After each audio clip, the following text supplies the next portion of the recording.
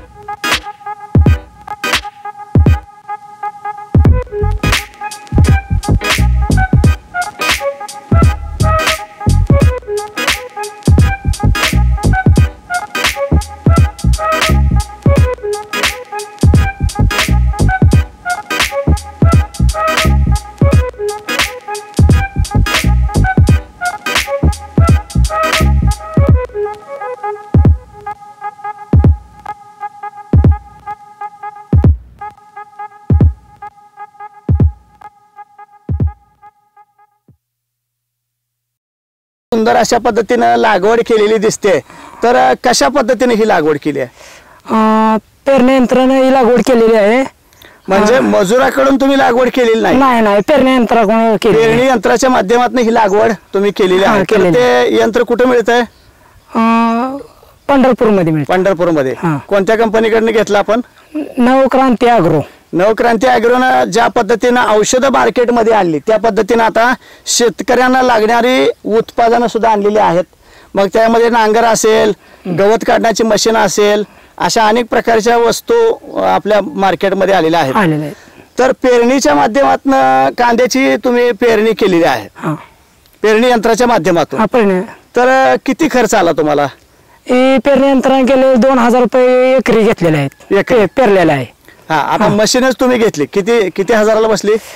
17,900। 17,900। आणि त्याची व्हॅलिडिटी किती वर्ष चालेल ती यंत्र? आयुष्यभर। आयुष्यभर। म्हणजे तुमच्या पेरणीचा जो खर्च आहे तो 100% वाचला। एकदाच तुम्ही 15,000 20,000 घालवले आणि आयुष्यभरासाठी खर्च बचत केला। आता जर ही लागवड करायची म्हटलं असतं तर मजुराला आपल्याला खर्च किती आला असता? या एकराला 30 ते 35 बाया लागल्या असत्या। 35 बाया लागल्या असत्या। आणि आता एका बाईला साधारणपणे किती हजेरी आहे दिवसाला? 350-400 रुपये बाई। 350 ते 400 रुपये कांदा लागवडीसाठी घेतली जाते। आणि इतर जे काय खुरपण असेल या असेल त्याला साधारणपणे 250 रुपये हजेरी आहे। तर किती उत्पादन, किती कांदा निघेल असं वाटतं तुम्हाला? कांदा तरी साधारण किती उत्पादन निघेल वर्षभरामध्ये? 200-250 बॅगा निघतील। 250 बॅगा। क्विंटल मध्ये सांगायचं म्हटलं तर आपल्याला किती निघेल? क्विंटल मध्ये बघा 100-125 100 तर क्विंटल निघेल। 100 क्विंटल निघेल। जर साधारणपणे आता गेल्या वर्षी जवळपास 100 रुपये किलोला दर होता, आपण 50 रुपये जरी पकडला तरी सर्वसाधारण किती उत्पादन निघेल असा अंदाज वाटतो तुम्हाला?